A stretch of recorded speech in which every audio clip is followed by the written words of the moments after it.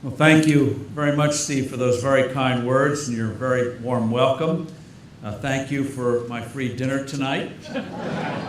Unlike most of you, I did not pay for mine. Times are tight, so you take what you can. But it is a great pleasure to be here.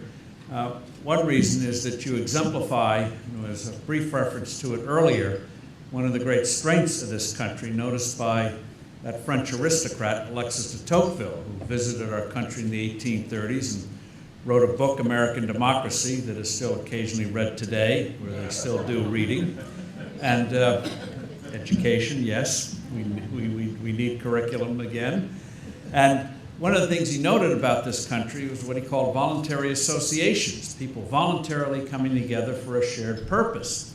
And he'd never seen anything like this in Europe with its medieval traditions, where you waited to be told to do something, or you asked for permission to do something.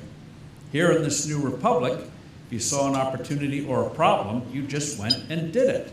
Brought people together. It could be anything from professional associations, sports, healthcare, you name it. People coming together for a shared purpose. Nobody makes you do it. And unlike many countries where it's family and business, in this country it's civic activities as well. We take it for granted. It is something still highly unusual. And so it is a great pleasure to be here, especially in the Commonwealth, where good thought is not always in abundant supply. Better, don't want to hurt your nonprofit status, so I'll curb it right there. But it is a tribute. The pioneering work you have done, I was talking to Jim about what you've done in the area of education, is absolutely phenomenal and a model for the rest of the country. And it's not enough just to have charter schools or alternatives, you also have to have the rigorous content.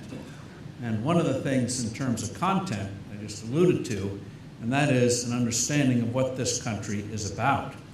Massachusetts, you sort of feel it for obvious reasons. But it's amazing in most of the country, the abysmal ignorance of what makes this country unique, our origins. How is it that we brought people from all around the world and we're not fighting each other, even though we value our traditions and our ancestries? It's a phenomenal experiment, and it's worked fairly well, given human nature. And yet most people just have no idea of how this thing came about. You know, when you're a youngster, first thing you ask is, where did I come from? Yet, as a country, most people have no idea where we came from. So the work you're doing is absolutely critical, because if we don't have an understanding of what we are, who we are, then we're going to have a very bleak future. In terms, I know I'll get in terms of a Q&A. We may have a few minutes for Q&A, so let me just deal, before I touch on job creation and the economy, on the two issues out there, the debt ceiling, continuing resolution, and the usual antics in Washington. Concerning the resolution, in terms of Obamacare, Affordable Care Act, I will be blunt, the Republicans, very nice to try to defund the thing, but it is a hopeless activity. It ain't gonna happen. And so what I hope happens, which will be good for the country, is focus on a handful of things that has popular support. Even those who like the idea of Obamacare know there are a lot of changes that have to be made. And so push for those changes, which you have a chance to do. For example, the individual mandate, we postponed it for larger businesses. If it's good enough for larger businesses to postpone for a year because it's not ready to go, why not postpone the individual mandate for a year? And a Democrat from West Virginia, Joe Manchin, senator, has already come on board on that. And so instead of Republicans fighting Republicans, focus on nurturing public opinion, i.e. the other side, to make that a reality. That's something the president would probably have to cave on. He already did it for business. Why not do it for individuals if the thing's not ready for prime time? How about in terms of the device tax? This is critical for the Commonwealth of Massachusetts. Taxing medical devices is insane. It's driving businesses overseas. This is not the way you create jobs, and it's not the way you get longevity. and longevity combined with a better quality of life. And it's amazing, most of the representatives in this state had no clue until this whole debate came up what an industry had just risen up. That's the wonderful thing. These things happen without anyone's permission. And so they suddenly know, oh my God, what is this? Hello. But it's risen up, nourish it, cherish it, instead of driving it offshore and running it into the ground. That is something that would have popular support. Just to show how crazy our capital is, 79 senators voted in favor of repealing the thing, including from the Commonwealth. And yet they did it in a resolution which has no authority at all. Okay, you think it's a bad tax? Then here's a chance to vote to repeal it once and for all. No resolutions or hopeful things like that, just do it. And so there are other things, like no money for Medicare, for Obamacare, preserve the integrity of the thing. So there are popular things that could be done, which would be good for the country, good for health care, and even good politically. Sometimes they go together. And so that's what they should push for. Now on the debt ceiling is a crazy thing, and all it means, it's like going nuclear. It's something you're not going to do. We're not going to default on our debt. And so after a lot of turmoil, we raised the thing. It goes back to World War I. Once upon a time in this country, Congress had to approve every new bond issue of the federal government. Well, in wartime, i.e. the First World War, that was a little inconvenient since you were continuously issuing debt to finance the war. So they did the debt ceiling, just raise it up at once, so you can do as many bond issues as you want until you reach the debt ceiling, and then you see if you should raise it again. That's the origins of the thing. So in terms of trying to get fiscal discipline, again, do it a little differently. You're not going to get massive spending cuts, although you got the sequester. And the only reason we got the sequester was the president thought it would never happen. The Republicans would never allow the thing to happen. Well, they did. And horribly executed, horribly administrated, but it worked in the sense that for the first time since the Truman administration, we've had 2 consecutive years where federal outlays were less than they were the year before. So talk about unintended consequences. But it's not the kind of way you wish to govern most of the time, seeing if something might work once in a while. Be a little more precise on that. And in terms of the future, what I think the GOP should do is offer the president, even though they will say, we don't like what you're doing, don't like your priorities or anything else, but we will be willing to restore to you, because we think it's good for the executive branch, the budgetary powers that were stripped from the executive branch back in 1974, when they had powers of impoundment. Many governors have powers of impoundment. So Republicans should say, we don't know how you use it, but it's something an executive branch should have in terms of imposing discipline, so we'll restore those powers to you, even though you're the opposite party, because it's a good thing to do for the country. That would be something meaningful for the future. And in terms of debt ceilings and the like, since you're not going to default, do things like if instead of have a certain percentage, if the debt exceeds a certain percentage of GDP, then congressional pay gets docked a little bit. So they start paying attention to these things, you know. So there are positive things that can be done that would be good for the country and doable instead of playing nuclear games all the time. And in terms of raising the debt ceiling, to put the pressure on, no harm in extending it for 3 months and then go back and see if you can get some other little thing. But it's incremental instead of trying to do it all at once. But this then gets to the heart of the matter at hand. And that is, why isn't this economy doing better? As you see here tonight, there's no shortage of interesting, good ideas. I mean, and I congratulate Mr. Mundy for what you've done here. OJT, I mean, that sounds very basic when you walk through it, but most good ideas are very basic, but hadn't been done before. But one of the things mentioned in terms of job creation is make it easier to set up businesses, remove legal barriers. And that's something that's applicable globally. We take it for granted that most of the time it's a matter of going through legalities to set up a legal business. In many countries, it is just about impossible. Huge barriers you have to go through, numerous licenses you have to get.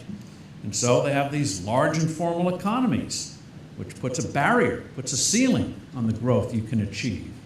And yet that's why many so-called developing countries are still developing, because they have these artificial barriers. We should all go to what New Zealand does. In New Zealand, you just go online, and with a few hits on the keyboard, you set up a legal business, one step. Matter of hours, not days, not weeks, just do it right away. Why not? So that's how you get great things. And one of the key things, one of the reasons why this country has traditionally grown more than other developed countries, just to bore you with numbers since you have no choice, but between the end of World War II and the early 1970s, the average growth rate in this country was 3.3%. Then we went through the terrible inflation, recession after recession, and the average growth went down to 1.8, about the European level. Then after the early 80s, reforms come in, we go back to 3.3 until the financial crisis. And the average growth rate in Western Europe is about 2. So how do we, the largest economy in the world, get a 50% higher real growth rate than other developed economies, even though they're coming off of a smaller base? One of the things we do in this country, and you got a little flavor of it tonight, is the ability each generation to create new big businesses. You need to start small, obviously.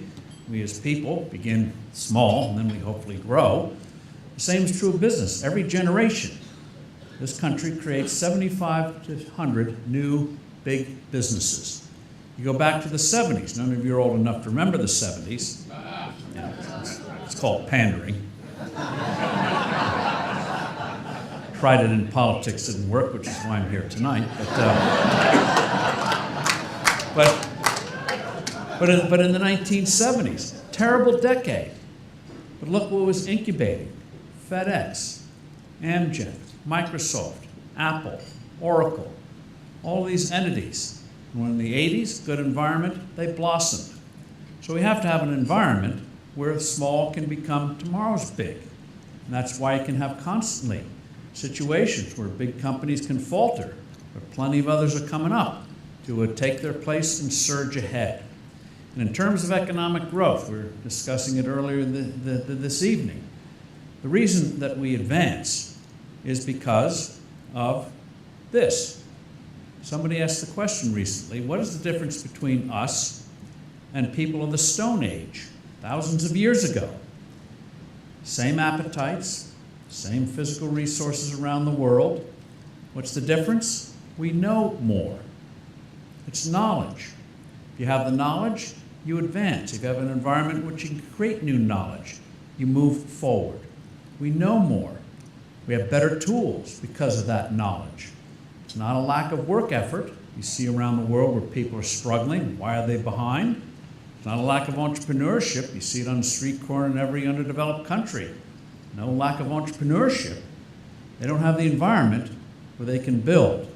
They don't have the institutions where new knowledge can be created, and you can use it to expand and expand and expand.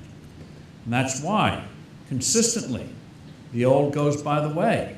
Very rarely do incumbents do great new things, but new ones are continually coming to build on the past and find new ways of doing things, creating things we didn't even know of. Steve Jobs famously said, when asked did he do marketing surveys, he said, no, because people don't know what they want until we show them.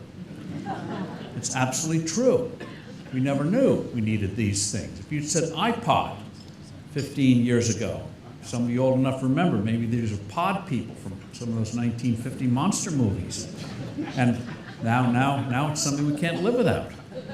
And iPads, technologically illiterates like me love it, because you hit it and something happens. And great, like a kid, yes, it lights up. So these things that we realized we didn't even couldn't imagine, it's people coming up with new ways. And failure is not real failure, maybe for investors, but you learn. You remember the Apple Newton failed commercially, and yet the operating system is part of the Apple Macintosh. Henry Ford, 2 bankruptcies before he finally succeeded with the Model A over 100 years ago. So it's from constant experimentation. So this then leads to the question, why do we have such a punk economy today? Now, we're going to be doing better. Third quarter numbers aren't going to be very good, but the fourth quarter, you can see things are starting to happen. One of the things that's starting to happen is you're starting to get a little bit of more credit to smaller businesses, the job creators. Banks are easing up a little bit. Regulators aren't quite so nasty now. But amazingly, this is one of the virtues of this country. If something is blocked, new things come along to fill the need. And so a lot of equity funds have gone into the lending business, finance companies and the like. So 80% of business financing is now non-bank for the moment because the banking system has been blocked for a variety of reasons. So we should get a little more, but it's still not going to be great. I know what the Red Sox did this year. Great about management. Nobody expected it. Radically remade the team, the culture, and it worked. But it's like a baseball player, our economy right now. Did no hitting, long slump. Now we're going to be hitting 250. Better than 0, but not the 350 we're quite capable of. So why in the world aren't we doing better? What are the real blockages?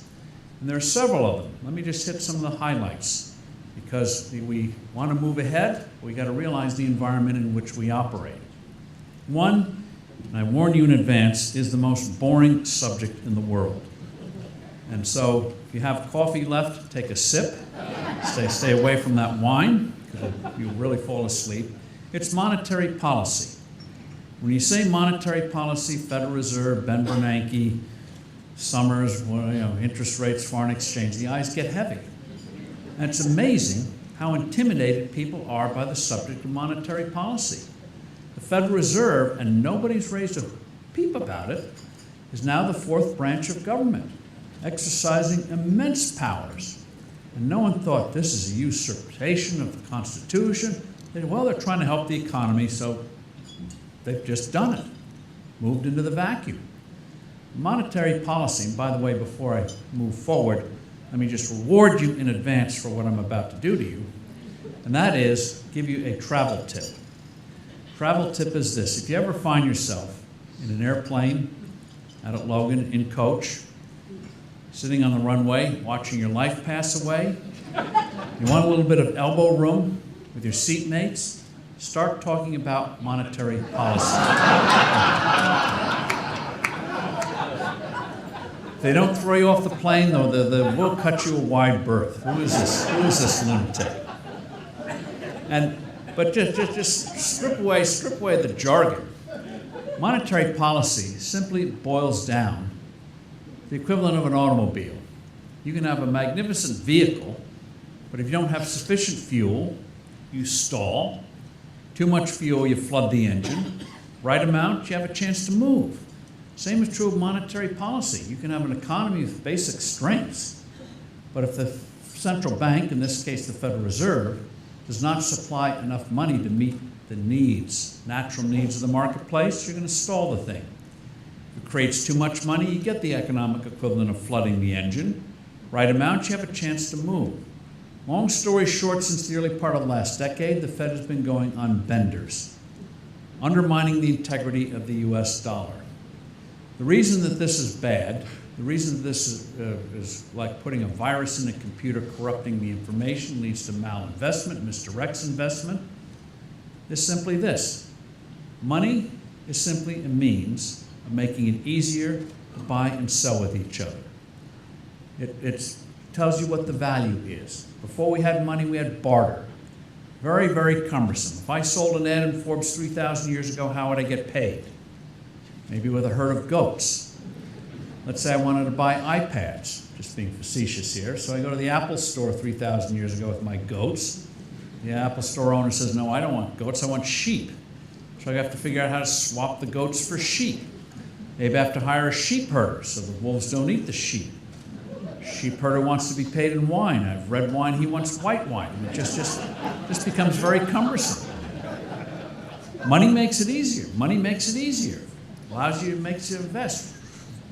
infinitely expands the scope of human endeavor. So starting in Lydia, next to the Greek states, 2,600 years ago, got the first coin that we know about. Athens quickly picked it up, became a commercial center of that world. And whether it's coins, piece of paper, blips on a computer, it's just simply a means of determining value, makes transactions easier. So if I sell you something, you determine what you get in return for it. So if you want a dozen eggs, I don't have to come up with the eggs. You just go to the supermarket with your money and get the eggs. So money has to have a stable value. It's like going to the market, buying a pound of cheese. You assume it's 16 ounces, not 13, not 18, doesn't float. Pound each day. British pound does, but not in the marketplace, in the store. And imagine what your life would be like if the Federal Reserve did to clocks what it does to the dollar. Imagine if they floated the clock. So you say you have 60 minutes 1 hour, 48 the next, 96 the next day, 22 minutes the day after. You soon have to have hedges, derivatives, futures, figure out how many hours you're working. Let's say you're baking a cake. It says bake the batter 45 minutes. You have to figure out, is that inflation-adjusted minutes? It just becomes crazy.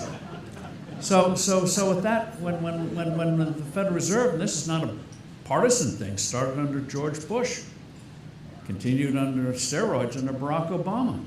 Neither of them got it. When you weaken your money, you hurt your economy. It's why median incomes have fallen. Why people who rely on incomes don't have the means to hedge against and go into all these exotic instruments to protect themselves and enhance themselves. When anyone ever asks me, should I invest in gold or silver? I know we have a problem. Why in the world would you want to invest in gold unless you're a jeweler or maybe in the gold mining business? It's just a block, very valuable, intrinsic value, but why would you do it? Why would you invest in some of these ideas you heard here tonight? Things of the future, productive things. The reason is you're trying to protect against the debasement of the currency. So money that would go for productive things gets diverted and corrupts prices. We saw this in the 70s, last time we went on these haywire rides. Oil went from $3 to $40 a barrel. Everyone thought it was going to go to $100 a barrel. Energy boomed. In the early 80s, inflation's conquered by Reagan and Volcker. Oil crashes from $40 to $10. Texas, other oil areas go into a depression while the rest of the country is booming. Saw the same thing in agriculture. Agriculture boomed because commodities boom when you have an inflation. Then in the mid-80s, Iowa, parts of Illinois, Nebraska, virtual depression when this thing crashed. So it misdirects investments. They say it's like a virus in a computer. You can't trust the price anymore. Farmland has more than doubled in recent years. Is that real supply and demand? Or is that hedging on inflation? When you start to have commodities as an investment class, you know you have a problem. You really do. So until we get the dollar straight again, and eventually we will, we're going to have, as they say when you go on the airplane, tighten your seatbelts, turbulence ahead. It is just, and what the Fed has done on suppression of interest rates is like rent control. It suppresses the supply of credit. When you have virtually zero interest rates, it's like the old Soviet Union, where the joke was, the health care is free, but you can't get it. Easy for government to borrow, federal government, big companies, no problem. Mortgage-backed securities, that's favored credit allocation of the Fed. But smaller and medium-sized businesses, very uncertain lines of credit. As I say, that's beginning to change. But the Fed really has, in the name of helping the economy, has gummed it up, and nobody calls them to account. It is just phenomenal. It's just amazing. Something like that could happen, and no political reaction. In fact, people applaud the Fed. They think, oh, they're trying to do a good job. Yeah, they are, but they aren't. So that's a big one. And I'll say something now that'll sound strange, but too bad. And that is, something's going to happen in the next few years, decade or so. Sound very strange, but we did it for 180 years. The dollar will be relinked to gold. Why? Doesn't mean you have a pile of gold. The old days you had to, because you didn't have flips of the computer. All it means is gold keeps intrinsic value better than anything else. The violent fluctuations you see in price reflects the people's anticipation of the dollar, not gold. So gold keeps intrinsic value. How would it work? Tie the dollar to gold, pick a number, $1,300 an ounce. All that means is if it goes above 1,300, Fed tightens. Goes below 1,300, it eases. It's like a speedometer. Just keep it at a certain level. Flexible, the economy's booming, create as much money as you want to meet the needs of the economy. Just keep it at that value, 1,300. Depressed economy, don't print the money. It's like 5,280 feet in a mile. Doesn't restrict the number of miles you can build of highway. Just means a mile is 5,280 feet. It's a yardstick. It's not a substitute like gold coins. It's just a yardstick. All it is. Very basic. And what's another big thing that's holding us back? Taxes. You had a fight here, as mentioned earlier, in the Commonwealth. Taxes are a price and a burden, not just a means of raising revenue. Tax on income is the price you pay for working. Tax on profit, the price you pay for being successful. Tax on capital gains, the price you pay for taking risks that work out. And the proposition is a very simple one. When you lower the price of good things like productive work, risk-taking, success, kind of ideas we saw here tonight, you get more of them. Raise the price, you get less of them. Very simple, and it's counterintuitive. The lower you make the tax burden, the more vibrant economy you have, people do more things, and government comes out ahead. And so, take the federal income tax code. Just to put it in perspective, Lincoln's Gettysburg Address, define the character of the American nation, 272 words. Declaration of Independence, 1,300. Constitution, all the amendments, 7,200. Bible, took centuries to put together, 773,000 words. And the federal income tax code and all the attendant rules and regulations, not just the code itself, but all the interpretations that go with it, 9 million words and rising. And nobody knows what's in it. The IRS doesn't know. Fourth, the time you call the hotline, they give you the wrong answer. You don't have to go to the Amazon to find exotic creatures. They're in the code today. Been changed 14,000 times since 1986, the last time we took a stab at simplification. And so when you have something like this, we spend 6.5 billion hours a year filling out tax forms, equivalent of 3 million full-time jobs for a dead-end, stupid activity. Imagine if the brain power could be used for implementing some of the ideas you see here tonight. How much more vibrant and richer country this would be. Even if you didn't use the time to do anything, you'd be more relaxed. The dog around you would be safer around tax time. So it would be good all around. And I think it's going to happen. Why? Because certainly on the Republican side, and you see stirrings on the Democrat side. You remember the Simpson-Bowles Commission the president appointed 3.5 years ago? One of the ideas they talked about was simplifying the code and reducing tax rates across the board. Democrats and Republicans signed on to the idea. Now, they didn't go as far as I would like, but the idea is out there. We've got to simplify this thing.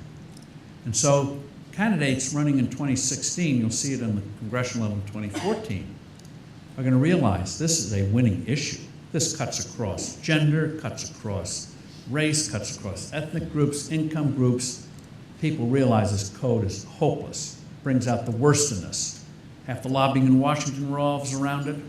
Utterly corrupt, brings out the worst in us. It's acidic to civil life, what this code has done.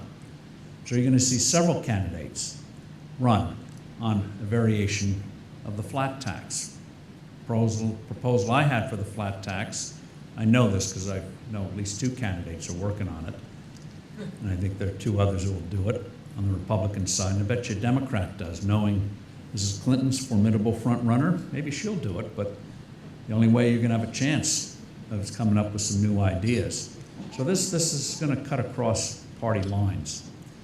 And in terms of the flat tax, you just take the old code and throw it out. Start all over again.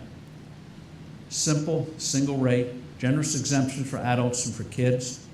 Family of 4, no tax on your first $46,000 of income.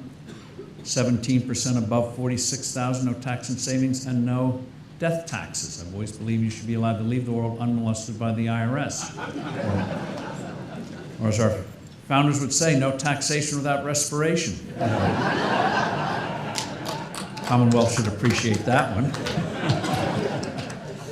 So those ideas are going to be out there, and it's going to have bipartisan support.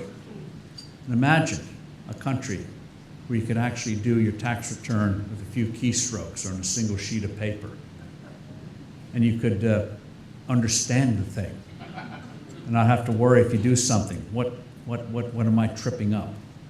This leads to another barrier. We call them regulations. We don't realize, in the IRS scandal, it wasn't until the Inspector General report came out, revealed how systematic the abuses were. And regulations, so many regulations, so many tens of thousands of rules, undermines the rule of law. When you want to obey the law, it has to be, rule of law means simplicity, understanding what the bounds are. Right now, I think a professor at Harvard pointed out that a business executive, a mid-sized company, probably commits 3 felonies a day and doesn't even know it because of the complexity of the code, of these these regulations, and the written in vague language, which means the government determines what it means. That is profoundly wrong, and that's going to change too. And finally, in terms of the whole regulatory thing, healthcare, big issue. In closing, ask yourself, why do we have a healthcare crisis? And the answer usually is given, well, people like me are getting older. We want more healthcare. Keeps going up in price, so the system doesn't become sustainable. A lot of people are uninsured because it's so expensive. So ask yourselves, why is the demand for healthcare considered a crisis? Whereas in any other part of the economy, if people want more of something, it's seen as a great opportunity. People want more apps. A lot of writers here and around the country glad to help you out. People want education. A lot of institutions here glad to help you out. You want more cars. Detroit and other manufacturers glad to help you out. So what's with healthcare? Why is demand for healthcare seen as a disaster? Whereas in any other part of the economy, entrepreneurs come in and figure out how to do it, and like Steve Jobs, show you things you didn't even know you needed. And the answer is we don't have real free markets in healthcare. We have pieces of it, which is why we still, before this tax, produce more new medical devices and pharmaceuticals in the rest of the world. But it's a crazy quilt system. There's a disconnect between providers and consumers. Because we've grown up with it, we don't realize how weird it is. You go to a doctor, clinic, or hospital, and you ask in advance what it costs. A very strange look. It means one of two things. Either you're uninsured or you're a lunatic. Why would you want to know the price? What's it to you? They may not even know the real price. And so the system goes haywire. Imagine we just had a nice dinner. Imagine going to a restaurant, ordering a nice bottle of wine. Say, I don't care what it costs. Let Aetna, Blue Shield, Medicare sort the thing out. So the system goes haywire. And so what you're going to see come out of this, and I don't think the president intended this, I know he didn't, is that out of this turmoil from the Affordable Care Act, we're actually in a few years going to go more to a patient-oriented system and more effective safety nets instead of the hodgepodge system we have today. We see signs of it. Flu shot season's with us. Once upon a time, if you wanted a flu shot, you would make an appointment with a doctor. Now, go to a drugstore, airport, everyone, 25, 35, boom, done, out, get lost. Boom. You're finding companies like Walgreens, CVS, starting these mini clinics. Nurse practitioner. Go in there instead of going to the emergency room on the weekend.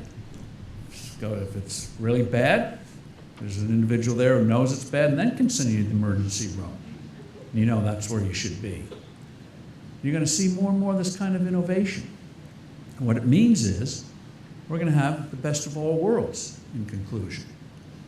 We're going to turn a hopeless liability into an asset, a great growth industry where entrepreneurs come in. And we do it with food, more basic than healthcare. The government's involved in food, but nothing like healthcare. So imagine if the government tried to run agriculture in this country. We'd have no more obesity. We'd all be starving. You know, they tried it in Russia and China years ago. Disaster. So, agriculture produces food, private companies process the food, everyone from supermarkets, grocery stores, hotels, others sell the food. People have problems, you have everything from food banks to food stamps to deal with it. Why in the world can't you do the same thing in healthcare? Have entrepreneurship, an effective safety net. And this gets in conclusion about why free markets create jobs. If you allow it and remove barriers, some of the suggestions here tonight show how we can do it, is this.